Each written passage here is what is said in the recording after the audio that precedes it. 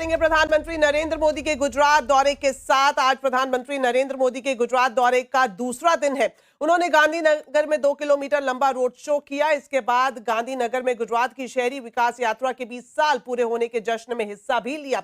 शहरी विकास वर्ष 2025 की शुरुआत की। प्रधानमंत्री ने गुजरात के लिए 5536 करोड़ रुपए की परियोजनाओं का उद्घाटन भी किया। अपने संबोधन में प्रधानमंत्री मोदी ने एक बार फिर ऑपरेशन सिंदूर पर बात की। प्रधानमंत्री ने कहा कि हमने आतंकवाद के 9 ठिकाने 22 मिनट में ध्वस्त किए और ये सब कुछ कैमरे के सामने किया ताकि कोई सबूत ना मांगे। दोस्तों, 6 मई की रात ऑपरेशन सिंदूर सैन्य बल से प्रारंभ हुआ था, लेकिन अब ये ऑपरेशन सिंदूर जनबल से आगे बढ़ेगा। और जब मैं सैन्य बल और जनबल की बात करता हूं, तब ऑपरेशन सिंदूर जनबल का मतलब मेरा होता है जन जन देश के विकास के लिए भागीदार बने। पाकिस्तान समझ गया कि लड़ाई में वो भारत से जीत नहीं सकते हैं और इसलिए उसने प्रॉक्सी वॉर चालू किया। क्या गोली का जवाब गोले से देना चाहिए? ईंट का जवाब पत्थर से देना चाहिए? ये कांटे को जल मुर्द से उखाड़ देना चाहिए? आपको बता दें, अपने संबोधन में प्रधानमंत्री मोदी ने कांग्रेस पर भी जमकर निशाना साधा। प्रधानमंत्री ने कहा कि 1947 में देश के 3 टुकड़े कर दिए गए। उसी रात पहला आतंकवादी हमला कश्मीर की धरती पर हुआ। सरदार पटेल की इच्छा थी कि जब तक पीओके वापस नहीं आता, सेना नहीं रुकनी चाहिए, लेकिन सरदार साहब की बात नहीं मानी गई। 1947 में जब मां भारती के टुकड़े हुए,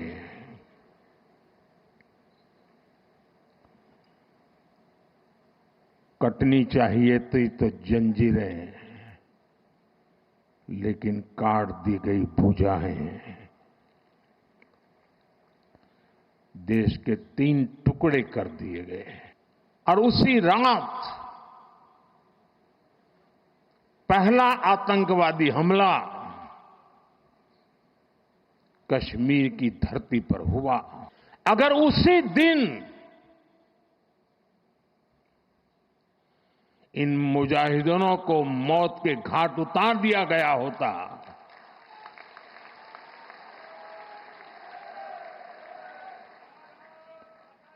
और सरदार पटेल की इच्छा थी कि पीओके वापस नहीं आता है, तब तक सेना रुकनी नहीं चाहिए, लेकिन सरदार साहब की बात मानी नहीं गई।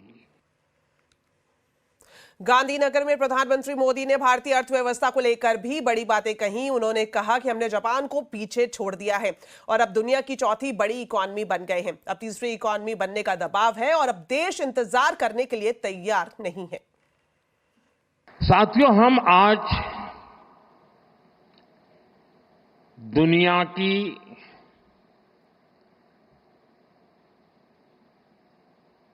चौथी इकॉनमी बने हैं। किसी को भी संतोष होगा कि अब जापान को भी पीछे छोड़ करके हम आगे निकल गए। 4 बनने का आनंद जितना होना चाहिए, उससे ज्यादा 3 कब बनोगे इसका दबाव बढ़ रहा है।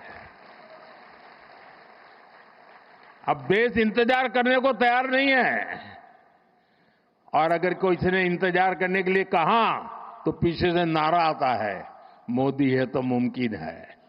एक तो हमारा लक्ष्य है 2047 हिंदुस्तान विकसित होना ही चाहिए, नो कॉम्प्रोमाइज।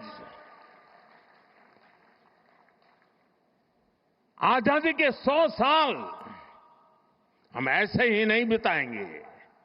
आजादी के 100 साल ऐसे मनाएंगे कि दुनिया में विकसित भारत का झंडा फहरता होगा। गांधीनगर के मंच से प्रधानमंत्री मोदी ने देशवासियों से एक बड़ी अपील भी की। प्रधानमंत्री ने लोगों से विदेशी सामानों को बहिष्कार करने की अपील की और कहा कि हमें मेड इन इंडिया पर गर्व होना चाहिए। विकसित भारत के लिए विदेशी चीजों का इस्तेमाल नहीं होना चाहिए। अब हम कोई विदेशी चीज का उपयोग नहीं करेंगे। हम गांव-गांव व्यापारियों को शपथ दिलवाएं। व्यापारियों का कितना ही मुनाफा क्यों ना हो, आप विदेशी माल नहीं बेचोगे। लेकिन दुर्भाग्य देखिए, गणेश जी भी विदेश से आ जाते हैं। छोटी आंख वाले गणेश जी आएंगे। गणेश जी की आंख भी नहीं खुल रही है। हमें अपनी ब्रांड पे गर्व होना चाहिए, मेड इन इंडिया पर गर्व होना चाहिए। ऑपरेशन सिंदूर सैन्य बल से नहीं, जनबल से जीतना है दोस्तों।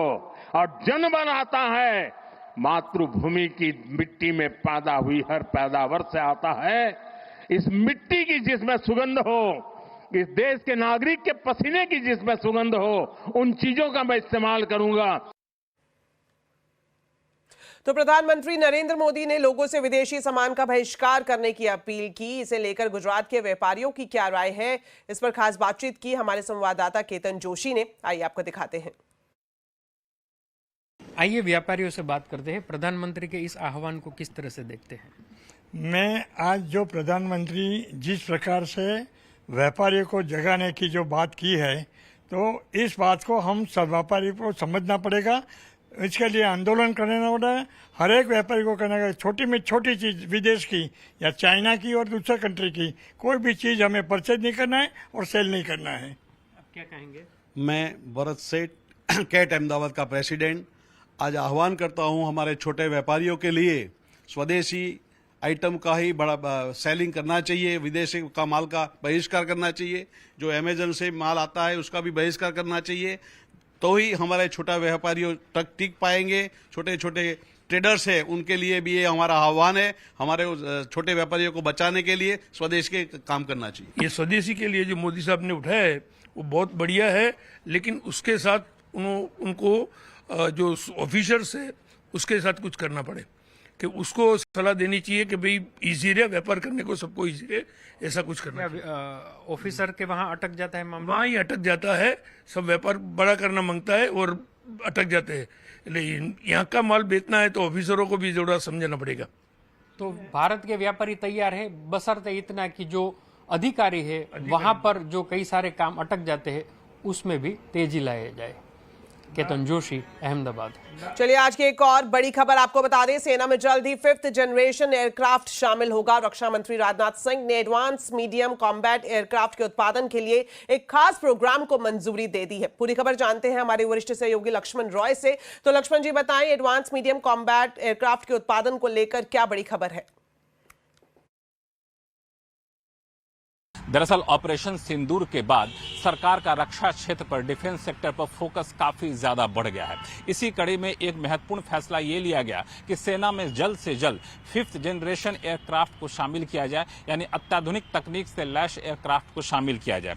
इसके लिए रक्षा मंत्री ने एमका के उत्पादन के लिए खास प्रोग्राम को मंजूरी दी है। एमका का मतलब हुआ एडवांस मीडियम कॉम्बैक्ट एयरक्राफ्ट। इसका उत्पादन जल्द से जल्द हो, इसके लिए खास प्रोग्राम को मंजूरी दी गई है। इस प्रोग्राम को लागू करने की जिम्मेदारी एक खास एजेंसी, एरोनॉटिकल डेवलपमेंट एजेंसी यानी एडीओ को दिया गया है। एडीओ इस बारे में जल्द ही एक्सप्रेशन ऑफ इंटरेस्ट जारी करेगा और सरकारी कंपनियों से, निजी कंपनियों से बोली मंगाए कौन कौन सी कंपनियां इस एयरक्राफ्ट के उत्पादन में अपनी दिलचस्पी दिखा रही हैं। खास बात है, इनमें सिर्फ घरेलू कंपनियां हैं बोली लगा सकती हैं, अकेले बोली लगाएं या फिर कंसोर्शियम के जरिए बोली लगाएं। लेकिन कोशिश यह है कि 2028-29 तक एमका का, यानी ये जो aircraft advance medium combat aircraft, इसका प्रोटोटाइप जारी कर दिया जाए। 2028-29 तक इसका प्रोटोटाइप जारी करने के बाद 2032-33 तक इसका प्रोडक्शन शुरू कर दिया जाए और 2034 तक एमका को सेना में शामिल कर लिया जाए। इस लक्ष्य के साथ ये पूरे प्रोग्राम को शुरू किया जा रहा है और ये इसलिए ज्यादा महत्वपूर्ण है क्योंकि चीन ने पहले से ही ऐसे 2 5th जनरेशन एयरक्राफ्ट को अपनी सीमाओं पर तैनात कर दिया है। और इतना ही नहीं, चीन पाकिस्तान को ऐसे 5th जनरेशन 40 एयरक्राफ्ट की सप्लाई बहुत जल्द करने वाला है, जिसको J-35 कहते हैं। इस वजह से भारत के लिए इस एयरक्राफ्ट का सेना में शामिल किया जाना बेहद जरूरी माना जा रहा है। इससे पहले रक्षा मंत्री ने डिफेंस सेक्टर की सारी सरकारी कंपनियों के साथ महत्वपूर्ण बैठक की और उनको कहा कि आप अपने यहाँ रिसर्च एंड डेवलपमेंट पर खास फोकस करिए, आप अपने यहाँ नई तकनीक को इजाद करने पर खास फोकस करिए और नई तकनीक से लैस डिफेंस इक्विपमेंट बनाने पर विशेष जोर दीजिए। शुक्रिया लक्ष्मण जी इस पूरी जानकारी के लिए। चलिए बढ़ते हैं आगे और बात करते हैं शेयर बाजार की। सेंसेक्स एक्सपायरी के दिन बाजार में उतार चढ़ाव रहा। उतार चढ़ाव के बीच सेंसेक्स निफ्टी गिरावट में बंद हुए। सेंसेक्स 625 पॉइंट गिरा तो वहीं निफ्टी 175 पॉइंट फिसलकर बंद हुआ। हालांकि mid cap small cap index में हल्की बढ़त देखने को मिली। आज के बाजार में डिफेंस शेयर्स में अच्छी खासी खरीदारी रही। इसके अलावा बाकी स्टॉक्स का क्या अपडेट है जान लेते हैं कंचन से। तो कंचन बताएं आज के बाजार का पूरा आउटलुक। तो डेफिनेटली हफ्ते के दूसरे कारोबारी दिन आज बाजार में हमें काफी ज्यादा उतार चढ़ाव देखने को मिला। इसके पीछे के कई सारे की रीजंस हैं। देखिए, ग्लोबल मार्केट एक दिन की छुट्टी के बाद आज खुले हैं, उसका इंपैक्ट भी हमें देखने को मिला है। न्यूज काफी ज्यादा बनी हुई थी, रिजल्ट्स का इंपैक्ट हमें देखने को मिला और आज के ट्रेडिंग सेशन में हमने कई सारी ब्लॉक डील्स होती हुई भी दिखाई दी है, जिसका इंपैक्ट सीधा सीधा मार्केट में आता हुआ दिखाई दिया। लेकिन क्लोज होते होते मार्केट में एक रिकवरी के सिग्नल्स दिखाई दिए हैं। अब बात कर लेते हैं कि स्टॉक स्पेसिफिक एक्शन आज के सत्र में किस तरीके का रहा है। सबसे पहले बात करें निफ्टी के बढ़ने वाले शेयर्स की, तो जियो फाइनेंशियल सर्विस यहाँ पे ब्रोकरेज का जो स्टांस है वो भी पॉजिटिव बना हुआ है। करीब करीब यहाँ पे 0.25% की तेजी देखने को मिली है। इंडसइंड बैंक यहाँ पे वापस से बाइंग आती हुई नजर आई है। करीबन 3% की तेजी यहाँ पे, ट्रेंड में करीबन 1% का इजाफा। और बात करी जाए अडानी पोर्ट्स की, तो ये भी करीबन 0.5% की मजबूती के साथ आज के सत्र में बंद हुए हैं। लूजिंग पॉकेट की बात कर लेते हैं। देखिए, अल्ट्राटेक सीमेंट में करीबन 2.5% का डाउनसाइड देखने को मिल रहा है। मॉनसून आ गया है, मॉनसून के बाद जैसे कि मैंने आपको कल भी बताया था कि जो सीमेंट पैक है वहां पे थोड़ी सी जो ग्रोथ है वो स्लगिश होती हुई दिखाई दे रही है। JSW स्टील यहाँ पे करीबन हमें 2% का डाउनसाइड देखने को मिला है। ITC होटल्स की, ITC की बात करी जाए तो 2% का डाउनसाइड यहाँ पे, और टाटा मोटर्स भी करीबन 2% की कमजोरी के साथ आज के सत्र में बंद हुए हैं। इस टाइम पे बात कर लेते हैं मिड कैप के बढ़ने वाले शेयर्स की। यहाँ पे सबसे पहला नाम आता है सुप्रीम इंडस्ट्रीज का। यहाँ पे करीब करीब 4% का हमें इजाफा आता हुआ दिखाई दिया है। कॉनकॉर में 4% की तेजी देखने को मिली है लगभग। और इस टाइम पे बात करी जाए भारत डायनेमिक्स के ही नहीं बल्कि जो ओवरऑल डिफेंस पैक है वहां पे आज जो मोमेंटम रहा है काफी ज्यादा अपसाइड रहा है। यहाँ पे करीबन हमें 3% का इजाफा, और मजगांव की बात करी जाए तो 2% की करीबन तेजी यहाँ पे भी देखने को मिली है। लूजिंग स्ट्रीक में बात करते हैं कि मिड कैप में कौन से शेयर्स रहे हैं। BSE में देखिए करीबन 2% का डाउनसाइड देखने को मिला है। मुथूट फाइनेंस में करीबन यहाँ पे 2% की कमजोरी। MRF बात करी जाए तो ये भी करीबन 2%, और पेज इंडस्ट्री में करीबन 1% का डाउनसाइड देखने को मिला है। तो जैसे कि रियलिटी सेक्टर हो गया, डिफेंस सेक्टर हो गया, यहाँ पे जो मोमेंटम था वो पॉजिटिव साइड में था, लेकिन काफी सारे सेक्टर्स ने आज अंडर परफॉर्म भी किया है। शुक्रिया कंचन इस पूरे मार्केट अपडेट के लिए। जीएसटी रिफॉर्म के मुद्दे पर वित्त मंत्री इंडस्ट्री के साथ विचार विमर्श कर रही है। जून में जीएसटी काउंसिल की अहम बैठक होने वाली है और इससे पहले आज इंडस्ट्री बॉडी CII वित्त मंत्री से मुलाकात कर जीएसटी को लेकर अपनी सिफारिशें सौंपेगी। डिटेल लेते हैं आलोक प्रियदर्शी से। तो आलोक बताएं, जीएसटी काउंसिल की मीटिंग से पहले इंडस्ट्री क्या कुछ सिफारिशें वित्त मंत्री को दे सकती हैं?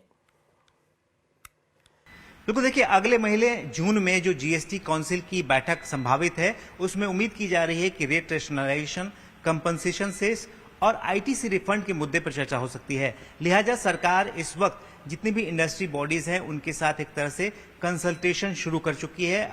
सूत्रों के मुताबिक आज वित्त मंत्री निर्मला सीतारमण ने CII इंडस्ट्री बॉडी के साथ एक बैठक करेंगे। उसमें जो CII अपना रिप्रेजेंटेशन जीएसटी रिफॉर्म्स को लेकर रखेगी कि आखिर उन्हें जीएसटी में और क्या बदलाव चाहिए। इसके अलावा आने वाले दिनों में उम्मीद की जा रही है कि अलग अलग इंडस्ट्री बॉडीज के साथ भी वित्त मंत्री की बैठक हो सकती है। तो कुल मिलाकर कोशिश ये है कि जीएसटी काउंसिल से बैठक से पहले जो भी स्टेक होल्डर्स है उनके साथ जीएसटी पर एक कॉम्प्रिहेंसिव चर्चा हो जाए, ताकि जो मुद्दे होंगे जीएसटी काउंसिल की बैठक में उस पर देखा जा सके कि आखिरकार जीएसटी में अब किस तरह के रिफॉर्म्स चाहिए, किस तरह के बदलाव चाहिए, ताकि जो इंडस्ट्री है खासतौर से जीएसटी रजिस्टर्ड ट्रेडर्स हैं या जीएसटी कंप्लायंस में जो दिक्कतें होती हैं किस लेवल की होती हैं और उनमें कहां से और ईज ऑफ डूइंग बिजनेस को लाया जा सकता है। तो कुल मिलाकर जो आगामी जीएसटी काउंसिल की बैठक के लिए एक तरह से कह सकते हैं प्री जीएसटी काउंसिल की कंसल्टेशन शुरू हो गई है। शुक्रिया आलोक इस पूरी जानकारी के लिए। चलिए वक्त एक छोटे से ब्रेक का है। ब्रेक के बाद आपको बताएंगे कि हुक्का पानी बंद करने के बाद कैसे रास्ते पर आ गया है पाकिस्तान। आप देखते रहिए आवाज समाचार। भारत ने पाकिस्तान का हुक्का पानी बंद किया तो अब वो रास्ते पर आ गया है। गिड़गिड़ा कर वो भारत से बातचीत की गुहार लगा रहा है। ईरान के दौरे पर पाकिस्तान के प्रधानमंत्री शहबाज शरीफ ने कहा कि वो भारत के साथ सभी मुद्दों पर बात करने के लिए तैयार हैं।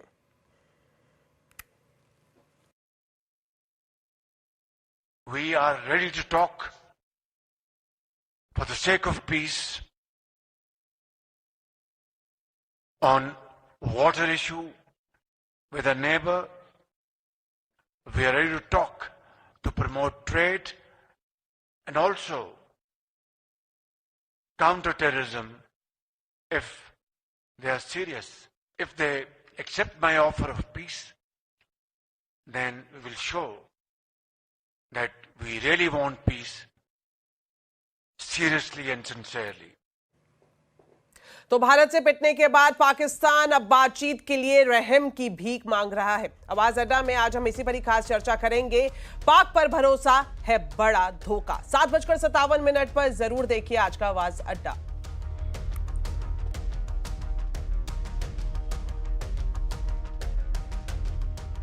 चलिए अब आपको कोविड का पूरा अपडेट दे देते हैं। देश में कोरोना के मामले बढ़कर 1047 तक पहुंच गए हैं, जिसमें सबसे ज्यादा एक्टिव केसेस की संख्या केरल में है। यह संख्या 430 है। महाराष्ट्र में 208, दिल्ली में 104 और गुजरात में 83 केस पॉजिटिव पाए गए हैं। कर्नाटक के 80 मामलों में से 73 बेंगलुरु में है। आपको बता दें अब तक कोरोना से देश भर में 11 मरीजों की मौत भी हो गई है। साथ ही ये भी जानकारी दे दें कि इनमें से 9 मौतें सिर्फ पिछले एक हफ्ते में हुई हैं। बीते 24 घंटे में जो मौत का आंकड़ा है वो 3 है। इसमें जयपुर के 2 मरीज शामिल हैं। ICMR के मुताबिक देश में LF.7, XFG, JN.1 और NB.1.8.1 नाम के 4 वेरिएंट सक्रिय हैं। तो चलिए फिलहाल मेरे साथ इस बुलेटिन में इतना ही, लेकिन जाने से पहले आपको बताते हैं आज के कंज्यूमर अड्डा के टॉपिक के बारे में। जल्दी कमर्शियल पायलट बनने के लिए 12वीं में साइंस की पढ़ाई जरूरी नहीं होगी। आर्ट्स और कॉमर्स के छात्र भी पायलट लाइसेंस ले पाएंगे। तो कंज्यूमर अड्डा में आज हम इसी पर ही खास चर्चा कर रहे हैं। शाम को 5:57 पर जरूर देखिए। पायलट का करियर साइंस नहीं है बैरियर।